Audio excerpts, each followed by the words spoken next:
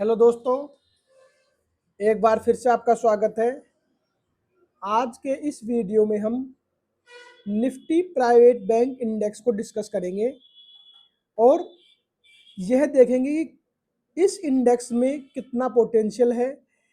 इस इंडेक्स में हमारे पास कौन कौन से अच्छे स्टॉक है जिनमें हमें इन्वेस्टमेंट करना सही है और उसका रिस्क रिवॉर्ड रेशियो कितना रह सकता है और क्या पॉसिबिलिटी है कि यह इंडेक्स आगे ऊपर बढ़ेगा या नीचे जाएगा। तो वन बाय वन हम सारी चीज़ों को डिस्कस करते हैं।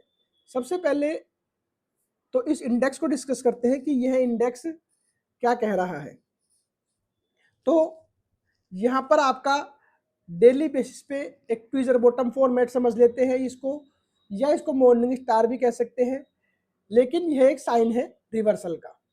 उसके बाद यहाँ पर एक बड़ा गैप अपीयर होता है और अभी तक इसने इस गैप को फिल नहीं किया है। इसका मतलब यहाँ पर एक हमारे पास यह गैप जब तक है जब तक एक पॉजिटिव सिग्नल है कि यह यहाँ से ऊपर जाने को तैयार है। अब इसको हम वीकली बेसिस पे देखते हैं। वीकली बेसिस पे जब आप देखेंगे तो यहाँ पर आपको एक परफेक्ट और बहुत ही सुंदर मॉर्निंग स्टार नजर आ रहा है। यह इस बात का सिग्नल है कि यहाँ से यह इंडेक्स बहुत तेज गति से आगे ऊपर जाने वाला है। तीसरी चीज जो मैं आपको दिखा रहा हूँ मंथली बेसिस पे। मंथली बेसिस पे जब आप इसको देखेंगे तो यह एक पहले तो असेंडिंग चैनल के फॉर्मेट में आगे बढ़ रहा है, लेकिन आप इस चीज को नोट कर लें और ध्यान से समझ लें कि जब भी किसी स्टॉक का या इंडेक्स का ब्रेकआउट आता है उससे पहले एक बार नीचे की तरफ झटका जरूर दिया जाता है, ताकि और झटका भी ऐसा दिया जाता है कि कोई भी आम रिटेलर घबरा जाए और अपना जो पैसा है वो बाहर निकाल ले और उस स्टॉक में बना नहीं रहे, उस स्टॉक में पैसे निकाल ले या उस इंडेक्स से पैसे निकाल ले, क्योंकि रिटेलर का इतना ही पेशेंस होता है या इतना ही उसके पास पैसा होता है। तो यहाँ पर जैसे इस असेंडिंग चैनल का ब्रेकआउट आने वाला था, इसने इसको ब्रेक किया। अब यहाँ से वापस रिकवरी स्टार्ट होना शुरू हो गई है। अब दूसरी चीज, इस इंडेक्स ने मई 2019 के बाद यानी कि आज से 7 साल के पूरे समय के बाद सिर्फ और सिर्फ 50% का रिटर्न दिया है। यहाँ पर निफ्टी का जो हाई प्राइस था वो है 17,750। अगर उसमें हम 50% ऐड करते हैं तो लगभग 26,000 के आसपास वह अमाउंट आता है जो आज की प्राइस है। यानी 7 साल में सिर्फ 50% रिटर्न यहाँ पर निफ्टी प्राइवेट इंडेक्स ने दिया है।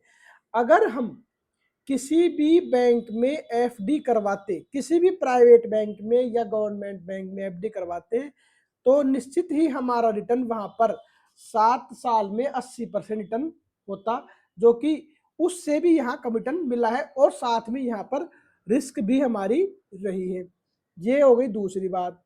अब इस पीरियड में निफ्टी 2019 के और 2026 के पीरियड में निफ्टी 2 गुने से ज्यादा रिटर्न दे चुका है, यानी कि 100% रिटर्न दे चुका है, जबकि बैंक प्राइवेट इंडेक्स यहाँ पर सिर्फ 50% रिटर्न दिया है।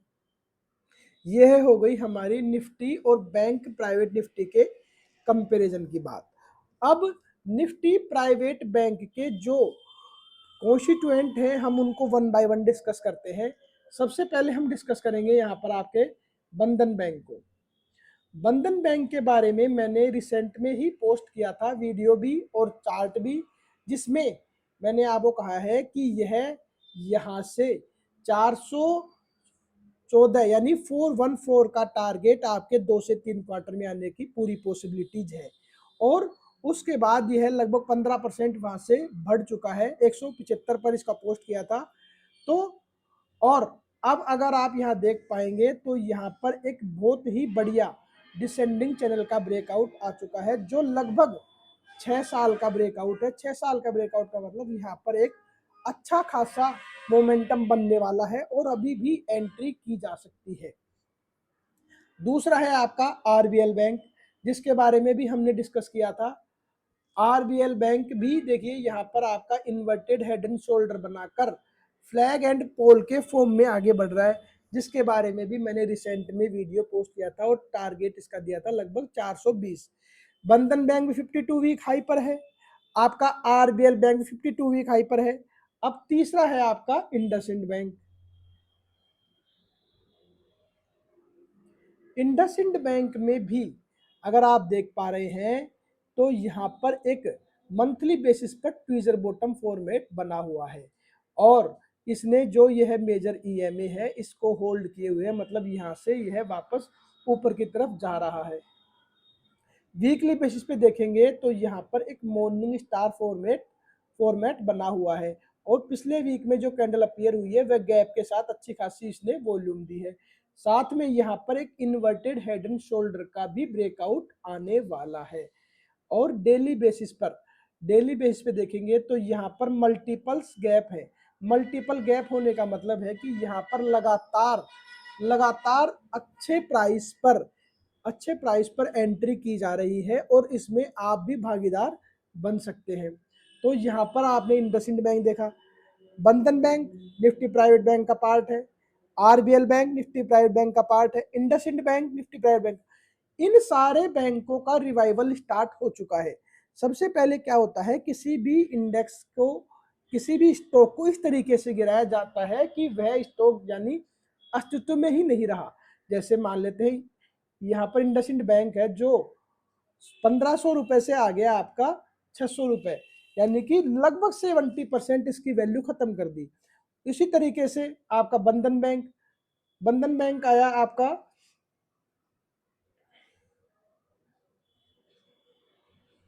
बंधन बैंक 700 रुपए से और आ गया 130 रुपए पर, यानी कि इसकी वैल्यू 80% खत्म कर दी गई।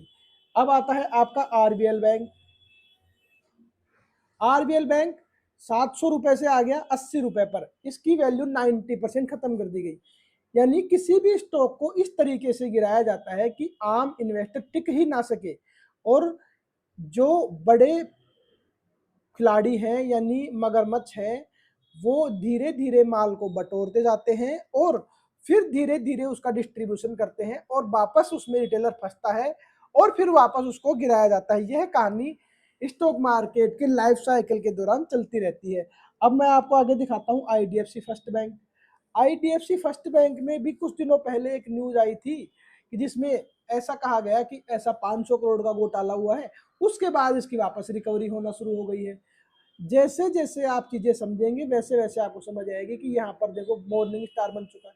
अब धीरे धीरे ये ऊपर जाता हुआ इस गैप को फिल करेगा और वापस जो इसका ऑल टाइम हाई बनाया हुआ है इसको यहाँ से ब्रेक करेगा और इसका वापस से ब्रेकआउट आ जाएगा। तो यहाँ पर भी ब्रेकआउट तैयार है। अब आपका रहा कोटक बैंक देखिए, कोटक बैंक में भी जब आप देखेंगे तो यहाँ पर मंथली बेसिस पर फ्लैग एंड पोल फॉर्मेट बना हुआ है और कभी भी इसका ब्रेकआउट आ सकता है। जब हम इसको मंथली बेस पे देखेंगे तो यहाँ पर सेम वही मॉर्निंग स्टार। डेली बेसिस पे भी यहाँ पर मल्टीपल गैप है, इसका मतलब यहाँ पर एक पॉजिटिव सिग्नल हमें नजर आ रहा है कि यह भविष्य में तेज गति से ऊपर जा सकता है। अब आपका आता है एचडीएफसी बैंक।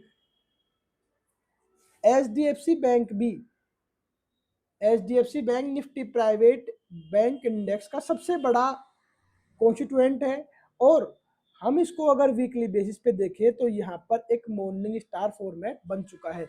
जब लास्ट वीडियो मैंने पोस्ट किया था जिसमें निफ्टी का गिरना बताया था उसमें कहा था कि एचडीएफसी बैंक सबसे ज्यादा गिरेगा और उसका टारगेट अराउंड दिया था मैंने 710 या 717, तो उसको इसने 726 तक अचीव किया है और यहाँ पर इसको अब वीकली बेसिस पे मॉर्निंग स्टार फॉर्मेट बना चुका है।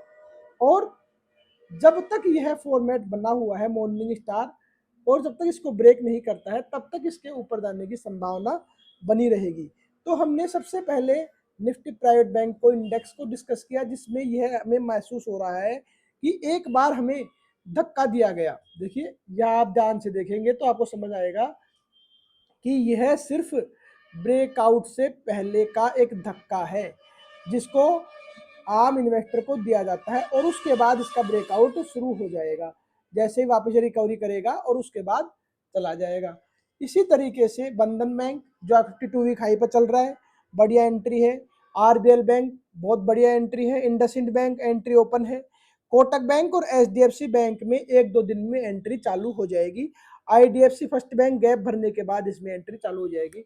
तो हमने यहाँ पर निफ्टी प्राइवेट बैंक के इंडेक्स को पूरा डिस्कस किया और उसके कॉन्स्टिट्यूएंट्स को डिस्कस किया। तो आपको यह वीडियो कैसा लगा हमें कमेंट बॉक्स में जरूर बताएं और अपने दोस्तों के साथ शेयर करना ना भूलें। और अगर आपको इस इंडेक्स के द्वारा किसी में एंट्री करनी है तो बंधन बैंक, आरबीएल बैंक और इंडसइंड बैंक तीनों में से किसी पर भी एंट्री की जा सकती है। तो आज के लिए इतना ही, धन्यवाद।